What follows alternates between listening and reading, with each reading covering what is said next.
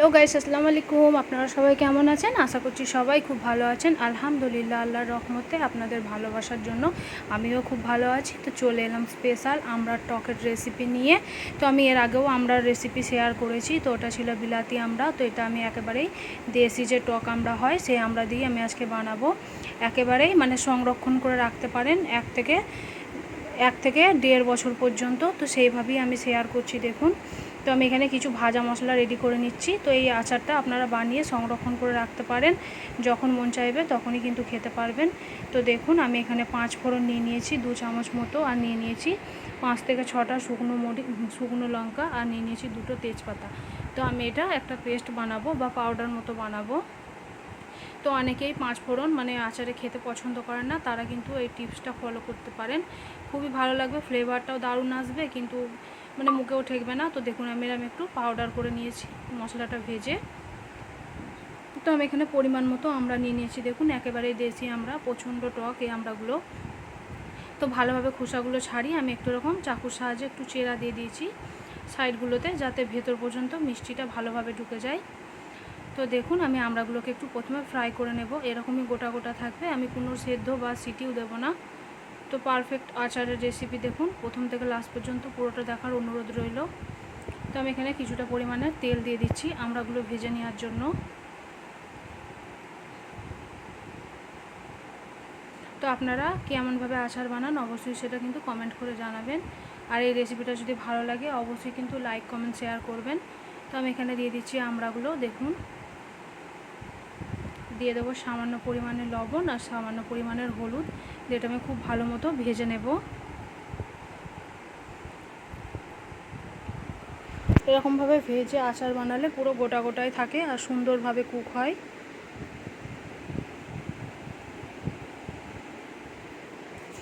তো দেখুন, আমি সামান্য মতো লবণ এখানে দিয়ে দিচ্ছি, আর দিয়ে দেবো সামান্য হলুদ গুঁড়ো।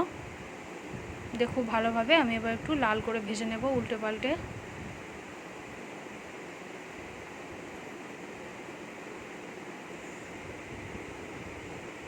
তো একেবারে হাইতে ভাজবেন না, একটু স্লো করে ভাজবেন, এতে কি ভেতর পর্যন্ত কুক হয়।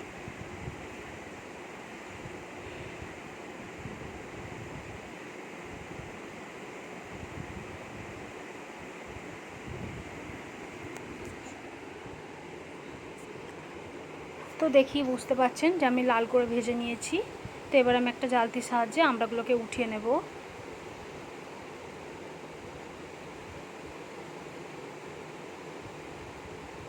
ওই তেলেতেই আরও কিছুটা পরিমাণের তেল আমি অ্যাড করে দেব।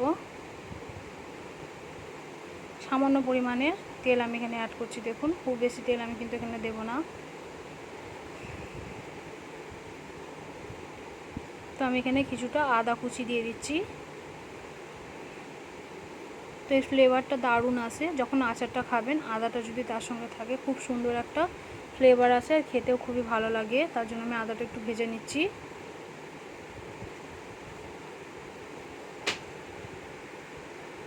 তারপর দিয়ে দেবো এখানে একটা তেজপাতা, 2টো ভাগে ভাগ করে দিচ্ছি আমি, দিয়ে আদাটা একটু লাল করে ভেজে নেব। তো আমি এখানে চিনি দিয়ে আচারটা বানাচ্ছি বা টকটা বানাচ্ছি। তো আপনারা চিনির পরিবর্তে এখানে এই গুড়ের পরিবর্তে চিনিও দিতে পারেন। তো আমি এখানে গুড় দিয়ে বানাচ্ছি, আখের যে গুড় হয় ওই গুড় দিয়ে আমি বানাচ্ছি। দেখুন, একেবারে ফ্রেশ আছে গুড়টা। তো আমি এখানে দেখুন বড় চামচের দিয়ে দিচ্ছি 2 চামচ, 2.5 চামচ মতো আমি এখানে গুড় অ্যাড করব।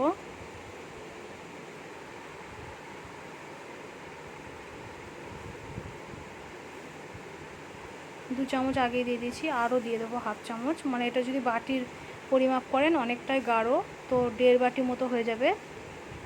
দেখি বুঝতে পারছেন অনেকটা পরিমাণে গাঢ়, একদমই বসে আছে। তো দেখুন, আমি এখানে দিয়ে দিচ্ছি 2.5 চামচ মতো, 3 চামচের একটু কম। আর যদি বাটি মাপ করেন তাহলে 1.5 বাটি মতো হয়ে যাবে। ভালোভাবে আমি গলিয়ে নেব। তো গুড়টা দেখুন খুব ভালোভাবে গলে গেছে, দেখেই বুঝতে পারছেন। তো খুব বেশি এটাকে শিরা করা চলবে না, হালকা যখন একটু চ্যাটচ্যাটে মতো ভাব চলে আসবে তখনই বুঝবেন যে এটা একেবারেই রেডি হয়ে গেছে টকের জন্য।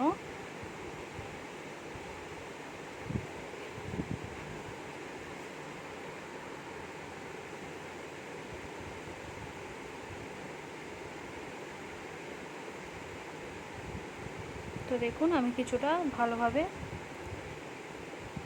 পাক করে নিচ্ছি, মানে খুব বেশি শিরা করা চলবে না, তাহলে কিন্তু আমড়াগুলো দেওয়ার সাথে সাথেই বসে যাবে বা চ্যাটচ্যাটে টাইপের হয়ে যাবে। তো দেখুন একদমই পারফেক্টভাবে আমি শিরাটা রেডি করে নিয়েছি। আর কিছুটা সামান্য লবণ আমি এখানে অ্যাড করে দিচ্ছি, দিয়ে খুব ভালো মতো আমি নাড়াচাড়া করে নিচ্ছি। দেখুন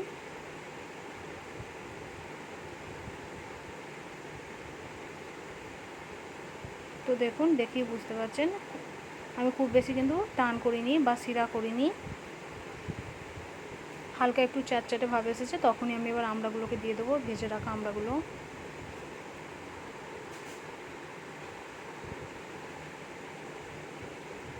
তো আমড়াগুলো দিয়ে খুব ভালোভাবে আমি নাড়াচাড়া করে নিচ্ছি। এবার ঢাকনা বন্ধ করে 2 থেকে 3 মিনিট মতো আমি এইভাবেই আমড়াগুলোকে সেদ্ধ করে নেব। তো কতটা পরিমাণের পানি ছেড়ে দিয়েছে দেখেই বুঝতে পারছেন আমড়া দেওয়ার সাথে সাথে।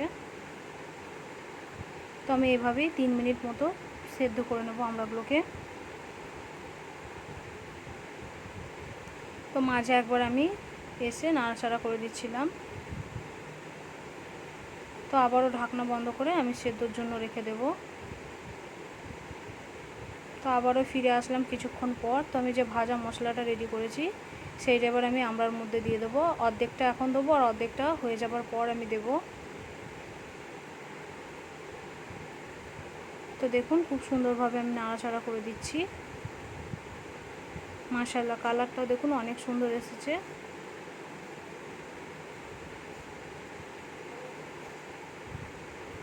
তো ঢাকনা বন্ধ করে আরও কিছুক্ষণ আমি রেডি করে নেব।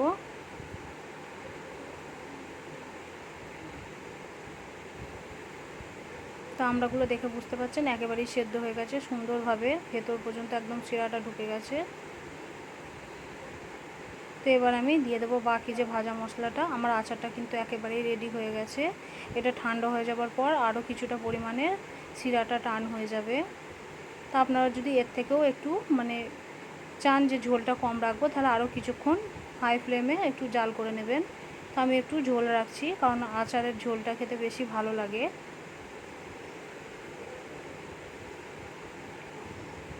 তো দেখুন আমি এবার গ্যাসের ফ্লেমটা বন্ধ করে দিচ্ছি। এটা ঠান্ডা হওয়ার পর আরও কিছুটা টেনে নেবে। তো আপনাদের এই দেশি আমড়ার টক রেসিপিটা বা আচারটা কেমন লেগেছে অবশ্যই কিন্তু লাইক কমেন্ট শেয়ার করতে একেবারেই ভুলবেন না। আর আমার চ্যানেলে নতুন হয়ে থাকলেন চ্যানেলটিকে অবশ্যই সাবস্ক্রাইব করে দেবেন। এরকম সুন্দর সুন্দর ঘরোয়া রান্নার রেসিপিগুলো পাওয়ার জন্য অল নোটিফিকেশানটাকে অন করে রাখবেন।